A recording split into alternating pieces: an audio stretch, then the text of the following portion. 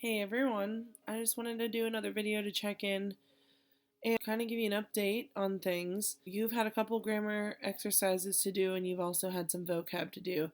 Friday's assignment is to write a reflection on your week, and I want you to talk about the things you're frustrated about. I want you to talk about the good things that happened this week. I want you to talk about what you see next week looking like, maybe even if you have some goals for next week. And they can be personal goals too. They don't have to be anything that has to do with school. I will be honest with you, I had a hard day today just thinking about all the uncertainties and how much longer are we going to have to be like this, and kind of knowing that it's going to be longer than I think, that deep down.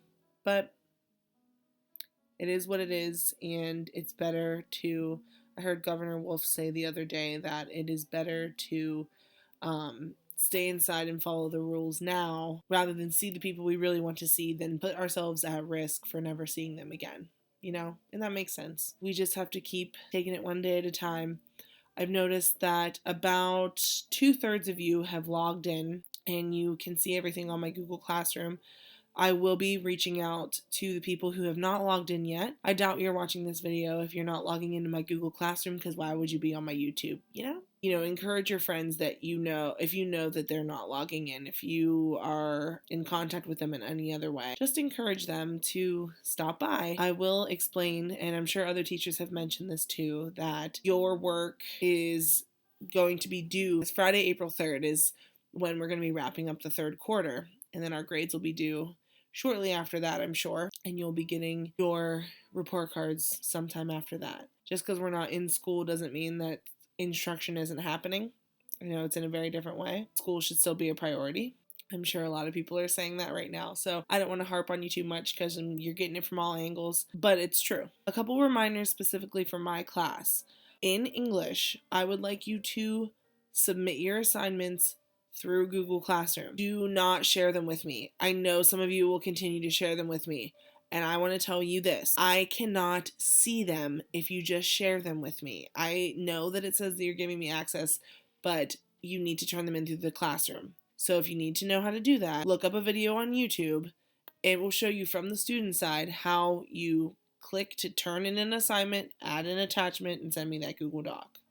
I also just wanted to clarify something with the new grading scale. If you have not learned this yet, or if you haven't read this yet in the Continuity of Education plan, but we will be grading you on a pass, fail, zero scale. What does that mean? It means that if you have scored a 100 to a 60% on an assignment, you will pass that assignment. If you score lower than a 60%, 59 or lower, you will fail that assignment. If you do not turn in an assignment, there's nothing for us to grade, you will get a 0 for that assignment, which is normal and would happen even if we were in school, but you need to log in and do your work. If you do not have all of your classes on Google Classroom at this point, on the school website, there is a document called Google Classroom Master Code List. All the codes for all the teachers' classrooms are on there. So for example, if you're in Mr. Miller's history class, you need to add his history class. Now, all of the periods, like if he has history, accelerated history for 3 periods a day, all 3 periods are in one class. That's different than how I have it set up, but it still works. So find your class, the class that you're taking, not necessarily the period, but the class that you're taking, and add that class. Every teacher's going to do it probably a little bit different. You have to roll with the punches just like we're rolling with the punches. And believe me, as long as you're trying, as long as you're logging in and giving this a try, no teacher is going to be mad at you. We're all in new territory here. We just want you to log in and give our assignments a try. If you try it out for maybe 15-20 minutes a day and you still don't understand it, I recommend contacting that teacher. We're all on our emails constantly now. And a lot of teachers have meetings set up that you can go and talk to them through the camera. So find out how to communicate with these teachers and make sure that you're getting the grade you deserve.